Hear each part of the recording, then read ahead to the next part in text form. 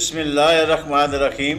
السلام علیکم معزز ناظرین، آپ دیکھ رہے ہیں SRM PD نیوز چینل۔ ہم آپ کو اپنے چینل میں خوش آمدید کہتے ہیں۔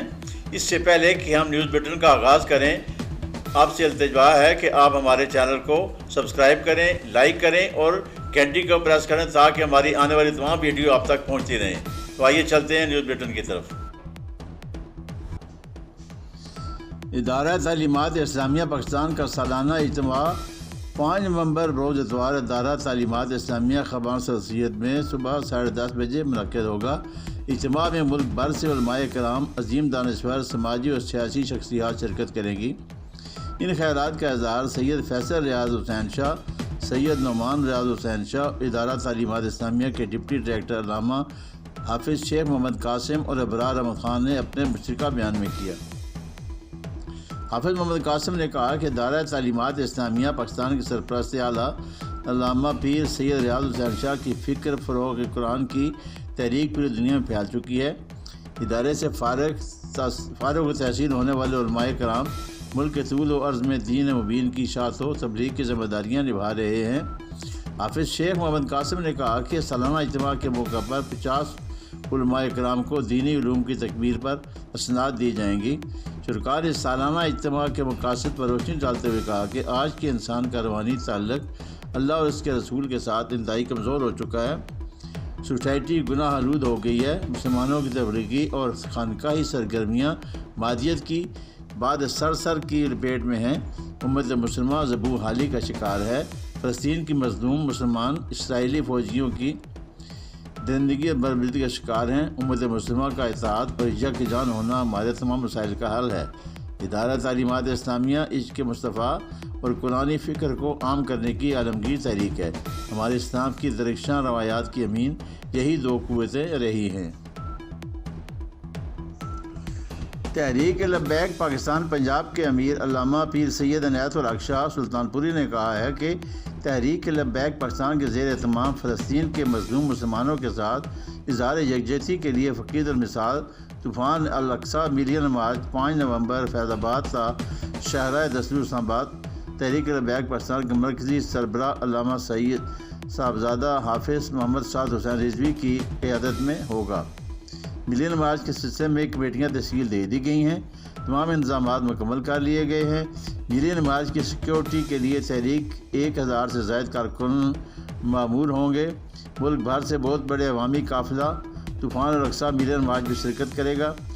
علامہ پیر سید عنایت الحق شاہ سلطان پوری اور دیگر قائدین تحریک نے کہا کہ پورے پاکستان سے رسول اللہ صلی اللہ علیہ وسلم کے غلام شاندار طریقے سے شریک ہوں گے۔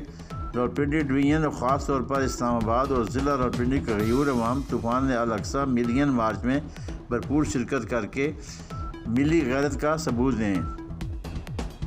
ان خیرات کا اظہار انہوں نے مرکز اسلام جامعہ دارالعلوم میں طوفان الاقصی ملین مارچ کے حوالے سے منعقدہ اجلاس سے خطاب کرتے ہوئے کیا۔ اس موقع پر راولپنڈی کے قائدین حاجی محمد رمضان چشتی، سید عرفان امیر شاہ، چودھری تیمور خالد، مولانا ربن نواز فاروقی اور دیگر سینکڑوں جمعداران بھی موجود تھے۔ انہوں نے کہا کہ فلسطین میں قتل عام کی انتہا ہو چکی ہے۔ جس طرح سے معصوم بچوں کو شہید کیا جا رہا ہے، اس کی تو تاریخ میں مثال نہیں ملتی۔ کوئی اسپتال، کوئی مسجد، مدرسہ، مدرسین کی ہمہ بستی محفوظ نہیں۔ اسرائیلی بربریت کی انتہا ہو چکی ہے۔ مسلم حکمران تماشائی نہ بنیں، متحد ہو کر جہاد کا اعلان کریں۔ فلسطینیوں کی نسل کشی کی جا رہی ہے۔ پاکستان کی بنیادوں میں ہمارے اکابرین کا خون شامل ہے۔ اسلام کی سربلندی اور ملک کی بقا کے لیے ہمارے بزرگوں اہل سنت نے جانوں کے نذرانے پیش کیے۔ تحریک لبیک پاکستان کی جدوجہد قوم کے سامنے ہے کہ عقیدہ ختم نبوت، حرمت نماز رسولت کے لیے ہم نے لازوال قربانیاں پیش کیں۔ آمدہ الیکشن میں قوم تحریک لبیک پاکستان کو ووٹ دے کر دین اسلام کو تخت پر لائیں۔ چیئرمین تعلیمی بورڈ راولپنڈی محمد عدنان خان نے سیکرٹری بورڈ پروفیسر آصف حسین کے ہمراہ امتحان انٹرمیڈیٹ سیکنڈ اینول 2023 کے مختلف انتخابی مراکز کا دورہ کیا۔ دورے کے دوران انہوں نے انتظامی و حفاظتی امور دیکھے، شامل امتحان امیدواروں کی رول نمبر سلپس و پلان اور سیٹنگ انتظامات بھی چیک کیے۔ انہوں نے روشنی کے مناسب انتظامات کا بھی جائزہ لیا، جبکہ نگران عملے کی حاضری چیک کی۔ انہوں نے کہا کہ شفاف امتحانات ترجیح ہے۔ لہذا امتحانی عملہ اپنی ذمہ داریوں کا ادراک کرے۔ تعلیمی بورڈ راولپنڈی کی طرف سے امتحانی مراکز کی کڑی نگرانی اور روزانہ کی بنیاد پر رپورٹ لی جا رہی ہے۔ امتحانی نظام کو شفاف بنانے میں کسی بھی کوتاہی کو برداشت نہیں کیا جائے گا۔ کنٹرولر امتحانات اور حضرت ساجد محمود فاروقی نے government high school Sohawa, Punjab college Dina bypass, government high school Jhelum اور government girls higher secondary school Jhelum کا دورہ کیا۔ گورنمنٹ ہائی اسکول جیلم میں امپرسونیشن کا کیس پکڑا گیا، جس پر فوری ایکشن لیتے ہوئے FIR کے اندراج کا حکم دیا اور کیس ڈسپلن برانچ کو بھجوا دیا گیا۔ دورے کے بعد میڈیا سے گفتگو کرتے ہوئے کنٹرولر امتحانات نے کہا کہ ہم کافی حد تک بھوٹی مافیا کو لگام ڈالنے میں کامیاب ہو چکے ہیں۔ امتحانات کی شفافیت پر کسی قسم کا سمجھوتہ نہیں کیا جائے گا۔ شامل امتحان امیدواروں کو بہترین امتحانی سہولیات فراہم کرنا اولین ترجیح ہے۔ کمشنر راولپنڈی ڈویژن لیاقت علی چٹھا نے ڈپٹی کمشنر راولپنڈی حسن وقار چیمہ کے ہمراہ سبزی و فروٹ منڈی رواد کا دورہ کیا۔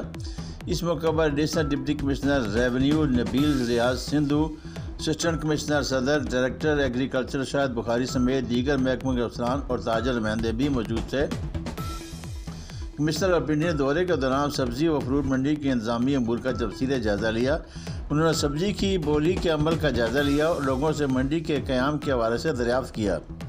لوگوں نے راولپنڈی میں سبزی و فروٹ منڈی کے قیام کے حوالے سے حکومت پنجاب کے اقدام کو سراہا۔ اس موقع پر کمشنر راولپنڈی لیاقت علی چٹھا نے کہا کہ سبزی و فروٹ منڈی میں اسٹالز میں اضافہ خوش آئند ہے۔ سبزی و فروٹ منڈی کو کامیاب بنانے کے لیے ہر ممکنہ اقدامات کیے جا رہے ہیں۔ انہوں نے ڈائریکٹر ایگریکلچر کو ہدایت کی کہ مقامی کسانوں کو خصوصی ڈسکاؤنٹ دیا جائے۔ ہمارا مقصد مقامی ہے کہ لوگوں کو منڈی سے استفادہ ہو۔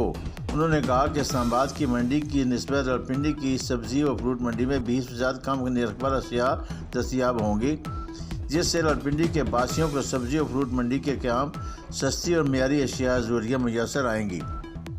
کمشنر لیاقت علی چٹھا نے کہا کہ 3 سبزی و فروٹ منڈی میں بنیادی سہولتوں کی فراہمی کو یقینی بنایا گیا ہے۔ انہوں نے کہا کہ سبزی و فروٹ منڈی کی تشہیر کرنے کے لیے ذرائع ابلاغ کے نمائندے اپنا کلیدی کردار ادا کریں۔ سبزی و فروٹ منڈی سے راولپنڈی کی 30 لاکھ آبادی براہ راست مستفید ہوگی اور علاقائی سطح پر کاروباری سرگرمیوں کو فروغ ملے گا۔ اس موقع پر ڈپٹی کمشنر راولپنڈی حسن وقار چیمہ نے کہا کہ سبزی و فروٹ منڈی کے قیام اور فعال کرنے کے لیے انتظامیہ نے دن رات محنت کی۔ ضلعی انتظامیہ سبزی منڈی کے نرخوں کے مطابق شہر میں اشیاء ضروریہ کی فروخت کو یقینی بنانے کے لیے کوشاں ہے۔ راولپنڈی سبزی و فروٹ منڈی کے قیام سے شہریوں کو سستی اور معیاری اشیاء ضروریہ میسر آ سکیں گی۔